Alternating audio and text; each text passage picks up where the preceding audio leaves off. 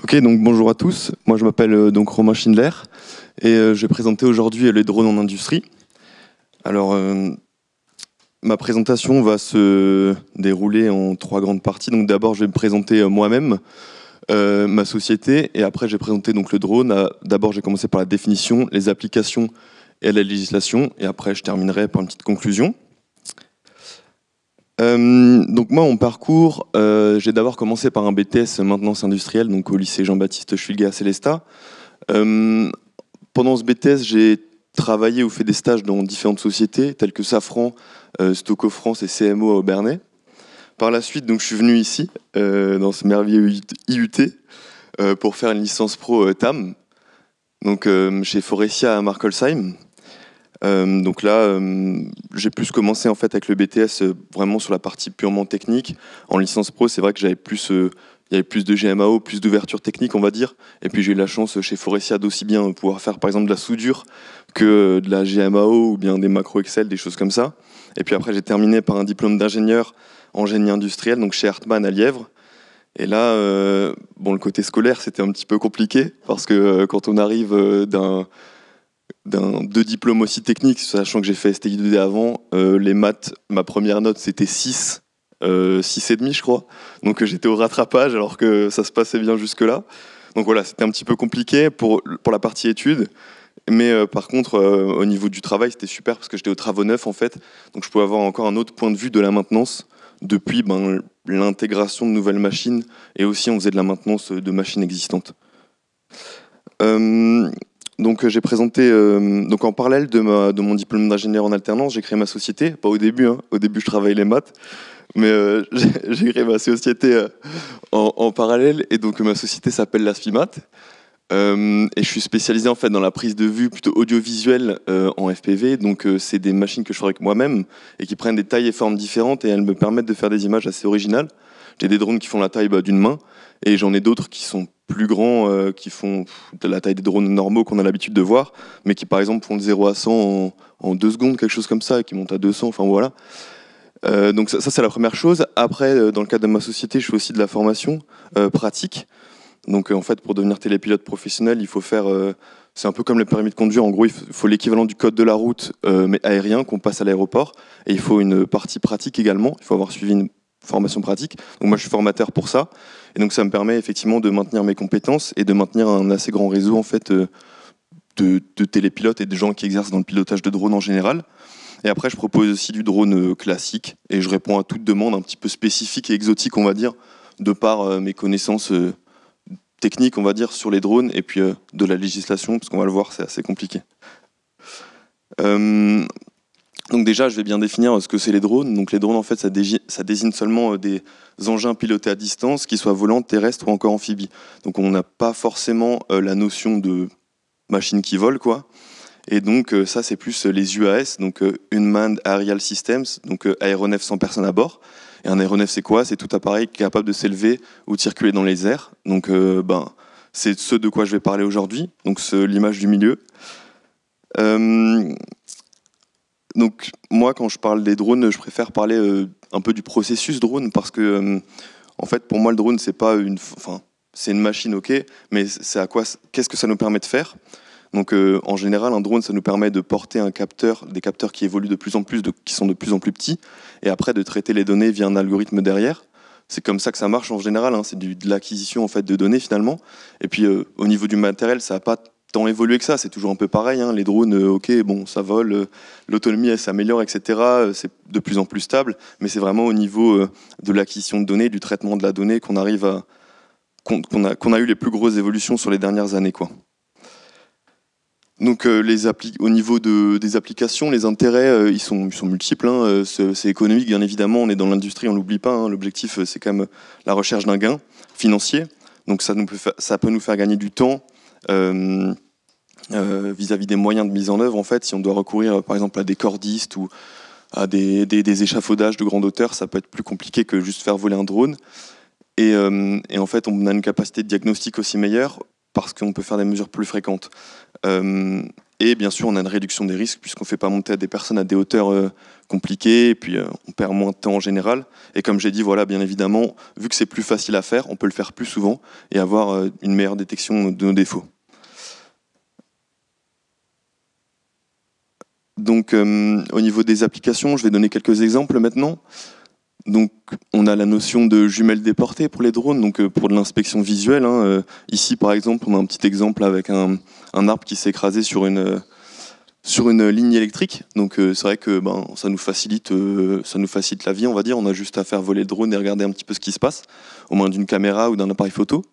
Après, on peut réaliser de la cartographie 3D. Donc, il y a deux moyens principaux pour faire ça. Soit on prend toute une série de photos et après on les met dans un logiciel et on les combine. Soit on peut utiliser un lidar. En fait, en l'occurrence, on a réalisé la photogrammétrie ici de l'IUT. Donc on a fait un petit vol ici à l'IUT pour vous réaliser l'IUT en photogrammétrie. Alors on l'a fait assez rapidement. On a pris, je sais pas, Karim, on a pris peut-être 1 heure, quelque chose comme ça. Ça s'est fait assez rapidement. Après, on l'a pas fait de manière vraiment très professionnelle, mais c'était juste pour donner un petit aperçu. Après, on a bien évidemment de la thermographie, de l'acoustique aussi, c'est un peu plus exotique ça. Et puis éventuellement en intérieur, on peut avoir des drones protégés.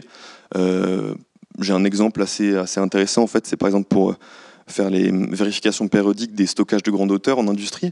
On peut recourir à un drone en fait pour tout simplement aller vérifier les capteurs réflexes par exemple. Voilà, en fait, il n'y a pas de limite aux idées et aux applications qu'on peut avoir pour le drone, sachant que en fait, ça nous permet d'étendre, d'avoir un appareil de mesure qu'on utiliserait normalement au sol, et ça nous permet de l'étendre en termes aériens, on va dire. Et après, une application qui existe moins, mais c'est plus une ouverture vers ce qui va se passer plus tard, c'est des drones autonomes, en fait, donc on pourra éventuellement envisager plus tard, là c'est compliqué au niveau législation et niveau technologie également, mais par exemple un drone qui sort, qui a une petite boîte, il est en train d'être rechargé, et je sais pas, 1 fois par semaine par exemple, il sort de manière autonome, il va réaliser une campagne sans aucune intervention humaine pour faire des mesures, je sais pas, de la thermographie, peu importe, et après on envoie les données. Ça c'est un petit peu plus le côté industrie 4.0, c'est pas encore en place, mais c'est certainement l'avenir qu'on va avoir en fait pour les drones dans le futur, quoi. Pour ça c'est bon. Donc maintenant je vais faire une assez grande partie sur la législation en fait, parce que je remarque qu'elle est très méconnue, et ce parce qu'elle est assez difficile à appréhender. Quand on tape législation sur internet, c'est un peu plus compliqué que quand on tape application du drone par exemple. Donc j'ai dégagé 3 choses à prendre en compte lorsqu'on va faire un vol en drone. Donc déjà on a tout ce qui est espace aérien. Donc l'espace aérien il est en partie ségrégué en zones qu'on peut voir ici à l'écran. Ici c'est l'IUT, on est à l'IUT, le petit point noir là c'est l'IUT, pile ici. Donc on a des zones permanentes et des zones temporaires. Par exemple, s'il y a un déplacement du président, en général on a une zone temporaire, pour donner un exemple, voilà. On a une zone temporaire qui est mise en place, pas vol totalement interdit dans cette zone-là. Après on a la surface survolée, donc qu'est-ce qu'on survole? Ça c'est vraiment ce qu'il y a au sol, quoi. C'est-à-dire est-ce que je suis au-dessus de l'IUT par exemple, enfin est-ce qu'au sol il y a l'IUT, quoi, je veux dire, est-ce qu'il y a des tiers, donc des personnes qui sont au sol, est-ce que c'est un espace public, privé, etc. Et après c'est aussi ce que fait le drone, c'est-à-dire est-ce que le drone il fait par exemple du largage, du transport, est-ce qu'il fait de la prise de vue, voilà, c'est toutes ces choses-là à voir. Par exemple ici, donc on peut voir on va prendre l'exemple pour l'IUT ici, donc pour faire le vol qu'on a fait que j'ai effectué pour faire la photogrammétrie, et le tout premier aussi pour la petite vidéo de présentation. Donc les autorisations, du moins ce qu'il y avait à faire au niveau de l'espace aérien, donc c'était contacter l'aéroport de Strasbourg, donc qui est représenté par la grosse zone rectangulaire rouge, et puis contacter également les listations de l'hôpital d'Haute-Pierre, parce qu'en fait, ils nous limitent en termes de hauteur. Donc, alors on peut voler jusqu'à la hauteur limite sans faire de demande d'autorisation, mais par contre, si on dépasse celle-ci, il va falloir faire une demande d'autorisation. Donc après, la surface survolée, on a fait en sorte d'avoir l'accord, bien évidemment, dès l'UIT. Et après, pour avoir le droit à l'image du bâtiment, c'est pareil, il faut avoir l'accord. Je crois que la Tour Eiffel est sous droit à l'image, donc là, par exemple, on n'aurait pas le droit de les diffuser comme on veut, de les vendre, etc. Mais ici, ça n'a pas posé de problème, quoi. La question qui va peut-être venir, que j'anticipe, c'est peut-on voler au-dessus de chez moi, en tant que privé, au-dessus de ma maison, etc. Donc la réponse n'est pas si simple que ça. Donc déjà pour le survol en lui-même, donc en termes aériens, donc pour le premier point, hein, le survol il est autorisé depuis la Convention de Chicago de 1944, donc c'est la Convention OACI. Et par exemple, hein, c'est pas compliqué. Enfin là, il y a peut-être un avion qui passe au-dessus. Bon, on n'a pas donné notre accord ou quoi. Il y en a qui passent tous les jours, des hélicoptères, etc. Donc de ce point de vue-là, c'est autorisé. Par contre, le télépilote, il doit garantir qu'il n'y a personne en dessous. Donc ce qu'on appelle la zone d'exclusion des tiers, il ne peut pas survoler des personnes. Donc ça déjà c'est compliqué. Et après bien évidemment il y a une atteinte à la vie privée et à la jouissance paisible. Mais non, on est plutôt sur le point numéro 3 en fait. On est plutôt, c'est pas vraiment relatif au vol on va dire, mais plutôt relatif à la vie privée et la notion de jouissance paisible de sa propriété privée. Voilà. Donc la législation elle est passée de règles nationales à des règles européennes pour avoir une harmonisation dans tous les pays d'Europe. Et donc certaines règles, spécificité française, restent nationales parce qu'elles ne relèvent pas de la sécurité aérienne. Par exemple, le signalement électronique des machines, le droit du travail, l'espace aérien. Et donc on retrouve la législation, elle caractérise 3 catégories d'opérations en fonction du niveau de risque. Donc on retrouve la catégorie ouverte, la catégorie spécifique et la catégorie certifiée. Donc la catégorie ouverte, c'est une catégorie qui présente, c'est à chaque fois au niveau du risque. Enfin, ça prend en compte le risque de chaque vol. Donc pour la catégorie ouverte, c'est du faible risque, donc c'est uniquement déclaratif et il n'y a pas d'autorisation nécessaire. En spécifique, on a un risque qui est dit accru. Donc pour ça, on peut appliquer différentes méthodes, soit les scénarios standards déclaratifs, soit des autorisations d'exploitation par la SORA ou le LUC. Je détaillerai un petit peu plus tard, c'est un peu compliqué ça. Ou bien on a la catégorie certifiée, donc ça c'est risque fort, donc pour des exploitants certifiés avec des drones certifiés. Et là, il faut une licence télépilote nécessaire. C'est comme en fait un peu les pilotes d'avion, c'est encore un cran au-dessus. Mais là, on est sur des applications plus dans le futur, dans le sens où c'est par exemple pour du transport de personnes, matières dangereuses, etc. Donc on est encore sur un niveau au-dessus et pas tout à fait développé.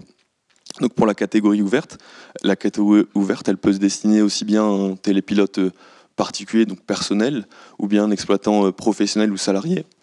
Donc c'est des drones qui ont des UAS, pour être plus précis, qui ont une masse maximale au décollage de moins de 25 kg, marquée CE, avec une classe C0 à C4. Donc la classe, en fait, elle dépend... donc la classe C0, c'est la moins dangereuse, la C4, c'est la plus dangereuse, considérée comme la plus dangereuse. Et donc les classes, elles dépendent notamment, mais pas exclusivement, de la masse maximale autorisée au décollage de l'aéronef. Donc on doit faire du vol en vue. Par vol en vue, on entend que le drone, il doit être... on a bien sûr souvent un retour vidéo, mais le drone doit toujours être en vue du télépilote. Et pas de survol de rassemblement de personnes, bien évidemment. Hauteur maximale 120 mètres. Et hors zone de restriction, donc les différentes zones qu'on a pu voir juste avant. Et donc pas de largage, épandage, transport de marchandises dangereuses. Donc la catégorie ouverte, vu qu'on est dans une période de transition, c'est un petit peu compliqué. Même quand j'ai préparé cette présentation, c'était assez compliqué parce qu'on est vraiment, en 2023, c'est vraiment une année charnière. Parce que là, on peut le voir, la catégorie ouverte, on a ces différentes sous-catégories, donc la A1, la A2 et la A3, qui sont mises en place en attendant qu'on ait les drones marqués CE. Car aujourd'hui, dans le commerce, en fait, il y a peu de drones marqués CE. Il y en a 3 à ma connaissance, 3-4. Et donc, en attendant, on a ces sous-catégories pour pouvoir quand même utiliser la catégorie ouverte, mais sans drone marqué CE, donc avec des points un petit peu différents. Je vais rapidement passer parce que ce qui nous intéresse le plus, c'est qu'est-ce qui va se passer à partir de l'année prochaine, quoi. Donc, on aura donc les 3 sous-catégories A1, A2 et A3. Donc, en classe C0, on a des drones de moins de 250 grammes. Et donc, par contre, c'est la première fois qu'on voit le survol de personnes isolées tolérées. Donc, ça, c'est une notion assez compliquée, mais bon, souvent, on voit, en fait, souvent, moi, on me demande « Ah ouais, il y a un drone qui m'a survolé ». En fait, c'est compliqué de répondre si c'est autorisé ou pas, parce qu'en principe, non, vu qu'on est encore en 2023. Et puis, même si c'est toléré, en fait, il y a une tolérance qui est dessus, mais c'est pas on n'a pas le droit de le faire, mais c'est toléré, on va dire. Donc, mieux vaut éviter, quoi. Et donc après, on a les différentes autres classes, voit les différentes caractéristiques et les formations qui sont obligatoires avec, en fonction de nouveau du poids. Maintenant, on va passer à la catégorie spécifique. Donc si on peut l'objectif, c'est de se prendre moins la tête possible avec la législation. Donc, par exemple, d'utiliser la catégorie ouverte quand c'est possible, mais des fois, on doit être en catégorie spécifique. Donc, en spécifique, c'est toute opération qui ne rentre pas dans la catégorie ouverte ou certifiée, donc la verte ou bien la rouge. Et donc, l'exploitant, en fait, soit il a 3 options. Soit il exerce selon les scénarios standards, donc européens ou nationaux jusqu'à une durée limitée, ou bien il a une délivrance d'autorisation d'exploitation par la DSAC, donc suivant une analyse SORA. Je vais l'expliquer après, c'est un peu compliqué, je l'expliquerai après. Ou il a un certificat allégé d'exploitation d'UAS, dit LUC, qui est encore une autre spécificité, mais j'y reviens tout de suite après. Donc déjà, on va parler du plus simple, les scénarios standards. Donc, les scénarios standards nationaux, ils sont applicables jusqu'au 31 décembre 2025. Donc en fait, on a 3 scénarios différents. Donc le scénario S1 et le scénario S2, c'est hors zone peuplée, donc hors agglomération. Sur le premier, on peut faire 200 mètres en distance horizontale maximale et 120 mètres en hauteur maximale. On parle de hauteur, pas d'altitude, c'est un petit peu différent puisque l'altitude c'est par rapport au niveau de la mer et la hauteur c'est par rapport à là où je me trouve en fait. Donc le scénario S2 c'est 1000 mètres de distance maximale, 120 mètres de hauteur, pareil, c'est toujours 120 mètres. Et le S3 c'est aussi 120 mètres de hauteur et cette fois-ci c'est que 100 mètres de distance. Et là par contre on peut le faire en agglomération. Donc ces scénarios ils sont valables jusqu'au 31 décembre 2025. Mais dès aujourd'hui sont applicables les scénarios européens. Donc on voit on peut se pencher sur la partie basse de la slide parce qu'elle est assez intéressante. En fait, on voit donc la catégorie ouverte limitée dont j'ai parlé avant et la catégorie ouverte définitive. Et là, on voit que les scénarios en fait s'entremêlent. Donc on est un peu en entre-deux de législation. C'est assez compliqué et assez fouillis. J'essaie de le rendre le plus clair possible, mais voilà. Et donc à partir de fin 2025, de 2026 du moins, on sera obligé d'appliquer les scénarios européens. Et donc là, le STS1 et le STS2. Donc le STS1 correspond au S1, S2 qu'on a vu avant, donc les vols hors zone peuplée, et le STS2 correspond au vol... j'ai fait une erreur. Donc le S1, S3 correspond au STS1, donc on ne fait plus la distinction entre hors zone peuplée et en zone peuplée, et le STS2, c'est pour les vols hors vue, en fait, lorsqu'on ne voit plus son drone. Voilà pour ça. Et donc, si on veut voler hors de ces scénarios, on a 2 options encore. Donc, on peut faire une demande d'autorisation d'exploitation qui est délivrée par la DSAC, et donc, eux, ils vont faire une analyse, ça c'est payant, c'est une analyse SORA. Et donc, une analyse SORA, ça va nous permettre d'exercer, pour un industriel par exemple qui a une usine, il va définir un lieu, un environnement, un type d'opération. Et comme ça, il pourra exercer sur son site sans contrainte et avec des démarches bien plus faciles qu'avant, des vols en drone. Et après, on a l'évolution un petit peu de ça, c'est le LUC. Et ça nous permet en fait de cette fois-ci pour avoir des demandes d'autorisation allégées, mais cette fois-ci sur toute la France. Et la seule entreprise qui l'a pour l'instant, c'est RTE en France. Donc c'est pas trop la peine de s'embrouiller avec ça, c'est déjà assez compliqué, vous l'aurez compris. Et après, donc la dernière catégorie, c'est la catégorie certifiée, donc les opérations à très haut risque. Donc là, on parle de transport de personnes, marchandises dangereuses, survol de rassemblement de personnes. Et donc c'est similaire à ce qui existe pour l'aviation habitée, comme je l'avais dit avant. C'est vraiment, c'est encore un autre niveau, c'est encore au-dessus, et ça c'est pas tellement développé en fait. On n'a pas encore ni les technologies ni les législations ne sont pas encore finies sur ces points-là parce que effectivement la technologie n'est pas encore terminée elle non plus. Donc voilà pour ça. Moi j'ai terminé assez vite aussi, mais c'est pas grave parce que je crois que les gens ont faim.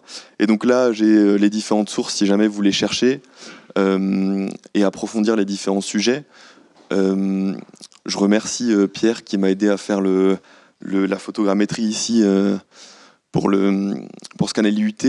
Monsieur Thierry Mort qui est expert en législation drone, qui m'a bien expliqué au cours des différentes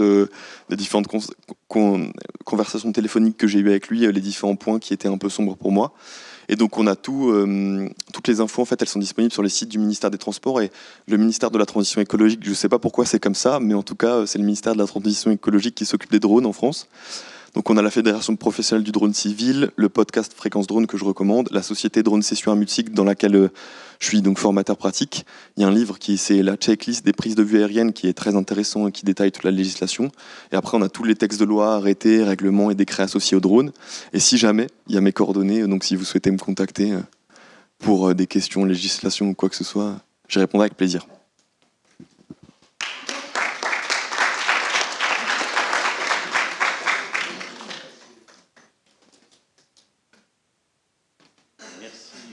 Merci beaucoup, Romain. Il marche? Je ne sais plus, oui. Vous avez vu le côté corporate, hein, c'est top, hein. L'ordi. Ah, c'est important, même sur l'ordinateur, partout, hein, c'est partout. T'inquiète, j'ai vu. Je suis un homme sandwich.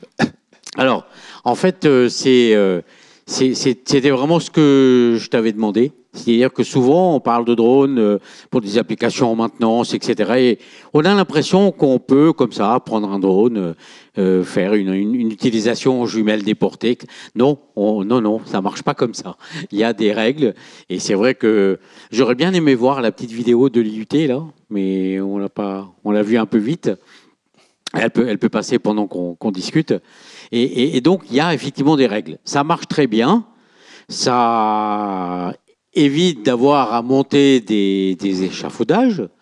Alors, c'est vrai que dans le domaine de la chimie, ça peut être super pratique pour vos colonnes. En fait, ce sont des jumelles déportées. Et comme il a si bien expliqué, le drone n'est qu'un vecteur. Ensuite, vous y mettez ce que vous voulez.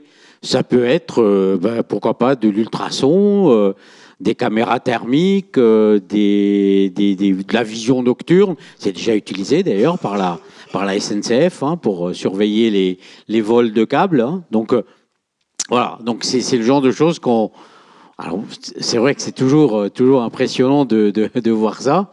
Et donc là, il a fallu contacter Enzyme, hein, parce que voilà. Alors, on a déjà un petit peu contrevenu il y a quelque temps. On avait fait des prises de vue comme ça de l'IUT sans.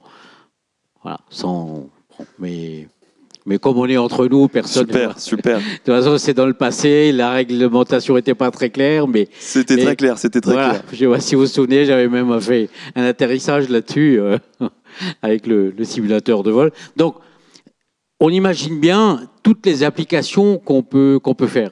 Sur EDF, l'utilise déjà depuis un moment pour surveiller les barrages. Il l'utilise aussi parce que quand on dit drone, on pense tout de suite drone aérien, mais c'est pas que aérien. Il y a aussi des drones qui ne volent pas et des drones qui vont sur l'eau et sous l'eau. Donc il y a des aquatiques et des drones subaquatiques. Et donc, EDF utilise ça aux environs des... Personne m'écoute, hein, parce que tout le monde regarde les images, je m'en doute. Et ça, j'ai l'habitude. Non, mais les images sont pas censées durer si longtemps, parce que j'ai un petit peu volé n'importe comment en cherchant les points de vue. Bon, bref. Non, mais c'est un peu gerbant, peut-être, mais... Non, là, c'est bien. C'est très bien. J'ai bien aimé cette... on nous voit même là-bas à droite. Et donc, EDF l'utilise, par exemple, aux environnements des centrales pour faire de la mesure de l'évolution des plantes. Puisque, oui, si on perd la source froide, on est mal. Donc, ça s'appelle de la bathymétrie, on mesure des profondeurs. Donc, c'est des choses qui sont déjà en train de tourner. Donc, l'aviation l'utilise aussi. Donc, c'est un scan de l'avion complet avec un drone. Et s'il y a un souci, alors on prévient le technicien. Donc là, on met en place les échafaudages qu'il faut pour aller intervenir. Mais au moins, l'objectif des avions, c'est d'être le moins possible sur le tarmac, donc moins immobilisé. Un avion, c'est fait pour voler, pas être au sol. Donc, c'est encore en développement. Donc, SNCF l'utilise. On l'utilise même dans l'agriculture pour optimiser l'endroit où il faut où il faut traiter. Au lieu de traiter comme ça bêtement, on va optimiser ça. C'est ça, oui, avec les drones multispectraux, ils ont des outils en fait, qui leur permettent de voir comment se comporte le sol et après pouvoir traiter un petit peu plus efficacement. À savoir aussi que l'épandage de produits chimiques en France, c'est interdit. On ne peut pas encore le faire. C'est assez compliqué. On peut épandre, mais des produits pas chimiques, il me semble, enfin pas phytosanitaires, pardon. Et ce qui se fait aussi pas mal c'est la fin de la vidéo. Les gens ils vont recommencer à suivre. Mais il y a des largages, par exemple, de trichogrammes et de petites choses comme ça.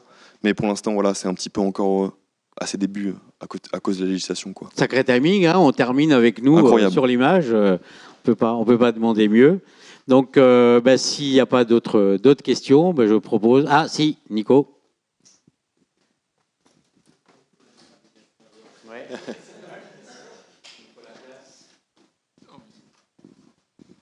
Alors, merci pour la présentation. Alors, ma question, c'est au niveau des drones autonomes. Est-ce que tu penses qu'un jour, ce serait possible d'avoir des drones autonomes au niveau de la sécurité? Est-ce qu'ils doivent être collaboratifs? Avec quelle instance ils doivent communiquer ou pas? Merci.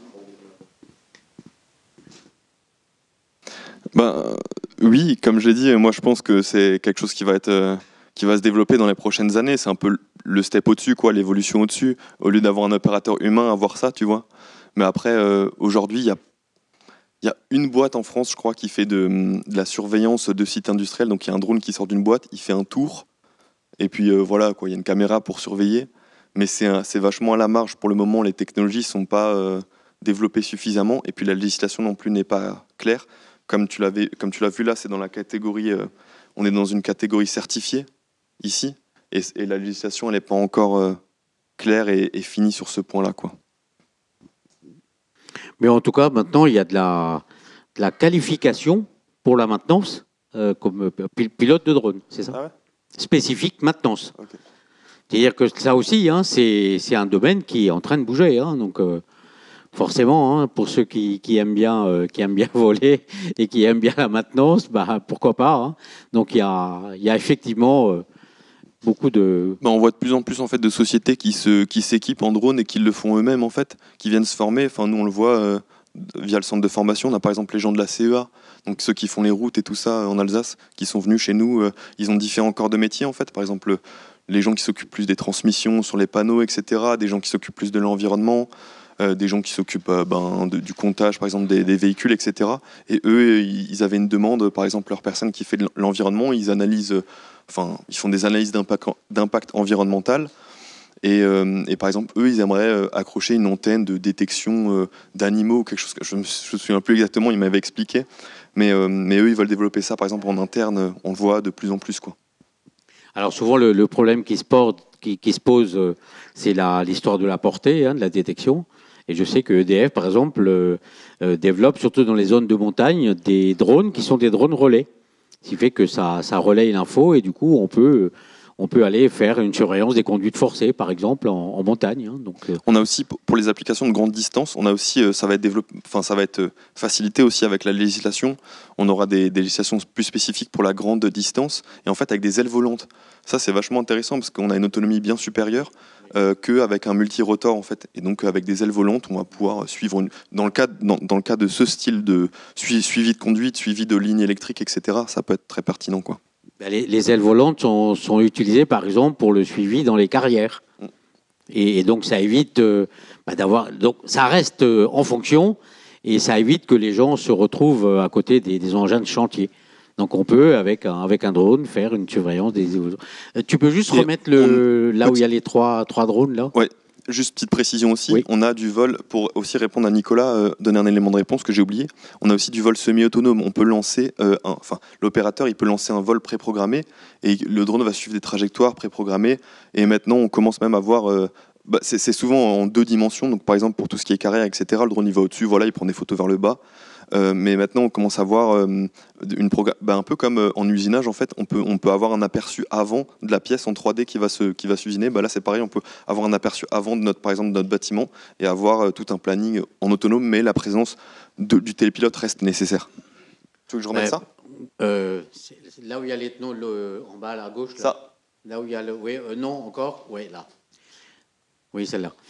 Oui, par exemple ici, donc son collègue avait mis des balises autour de l'IUT. Il a programmé le vol et le drone s'est promené. Bon, nous s'en occupait même pas, on continuait de discuter.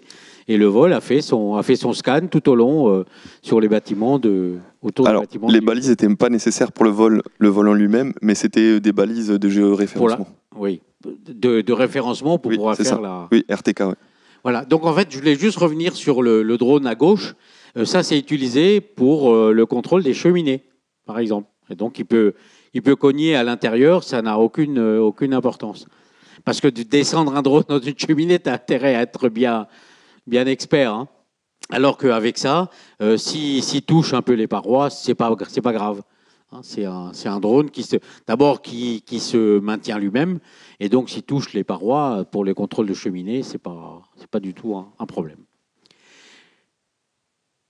Merci beaucoup. Je sens que tout le monde a faim. Donc, on va y aller tout de suite. On file parce qu'il faut être impérativement à 14h ici. Merci à tous et bon appétit. Merci.